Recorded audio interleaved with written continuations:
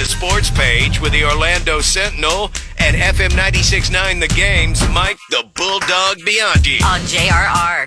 Good morning, Bulldog. We got you there? I am here. Yes, I am. All right. So I'm assuming you're going to just rip the Band-Aid off with the Magic's fourth loss in a row last night. Yeah, I think the Magic need a new theme song, and it's the old Beatles song, Help, I Need Somebody Help, not just anybody. Yeah, the Magic underhanded again last night, finished the game with 8 available players, and yeah, they are in a bad way last night. They were up 21 in that game in the first quarter. Hit 13 of their first 17 shots, 5 of their first 6 3-pointers. Again, up by 21, and then they just ran out of gas. They got clobbered 109-93 by the hapless Toronto Raptors. The Magic were outscored in the third quarter by 40. By 40, okay?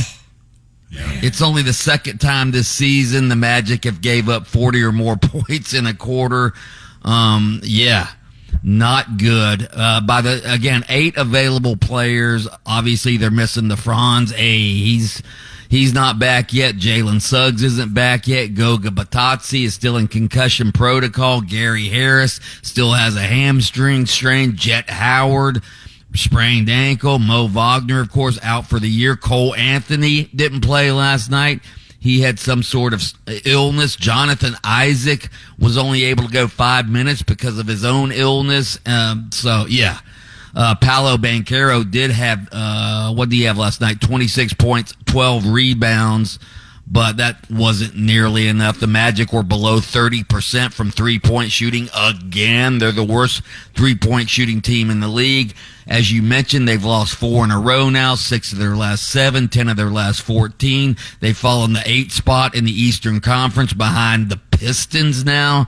And look who's only a half game behind them. The hated Heat in the 9th spot. So, yeah. But luckily, I told Pat I just found those Magic signs, so since I just put them out, we're going to see a turnaround. Hopefully we get some players healthy with my signs. Well, the Franz and Jalen Suggs should be back soon, and man, yeah. So, not good for the Magic right now, but they're still, they're still above 500. They're still above the playoff line. Hopefully, when Franz and Jalen Suggs get back, they will be able to score some more points. Are we going to have to adjust our predictions for total number of wins? You can't do that. Well, I will say this. I believe the Magic's record right now is the exact same record they had it this year last time. And last year, here's some optimism for you.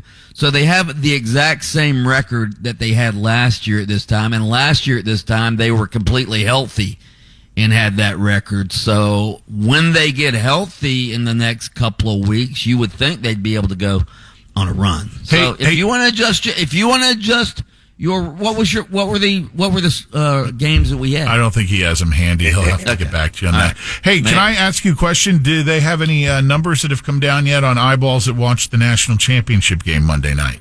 I don't know. I haven't seen that. I'll look for that though. Because I don't know if Bulldog, you've been looking a lot of discussion on where that game ended up being played on the calendar, the night, and how far into the calendar it is, deep into the NFL playoffs. It also, the falling on a holiday on Inauguration Day. It had a lot of things going against it. So I'm just curious to see ultimately how many people, oh yeah, that's right, the national championship game was on. You mentioned yesterday, why didn't they play it on Friday night? Yeah. I did some research into that, and I even talked to Mark Daniels, who's Mr. TV ratings guy.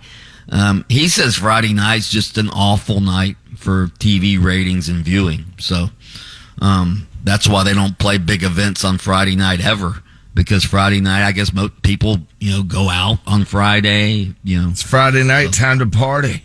Yeah, so that's many more people at home on Monday night watching TV than on Friday night home watching TV.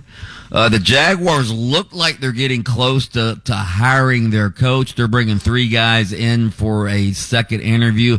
Among those are Tampa Bay offensive coordinator Liam Cohen, Vegas defensive coordinator Patrick Graham, and New York Jets former coach Robert Saleh. So some Jaguars fans on social media not happy with those three choices. They want a splashy hire. They wanted Ben Johnson, who, of course, agreed to become the Chicago Bears head coach. He was the highly sought-after offensive coordinator of the Detroit Lions. Do you think that? Do you see the Jags organization shelling out $13 million a year for Ben Johnson? Which isn't that the rumored number he's getting in Chicago? Supposedly, but hey, Shad Khan's one of the richest owners in the league. I know, but still, I don't know if he's going to set that precedent.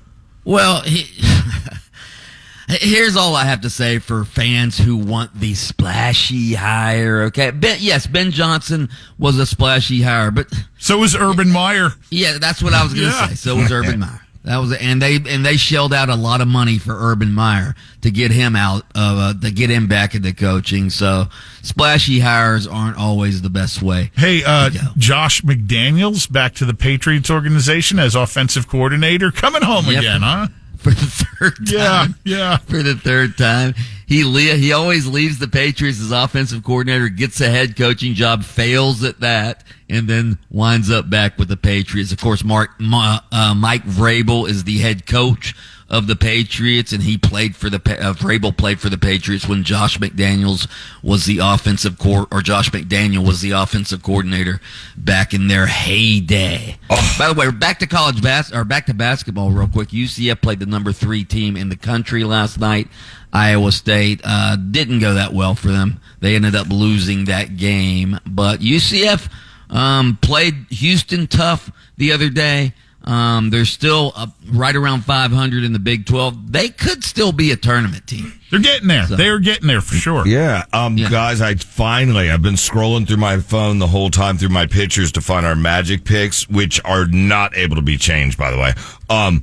We have Pat at 56, Dog at 55 wins, and me at 52. Yeah. Need to remember. Those are a little high, aren't they? They're currently sitting at 23 wins.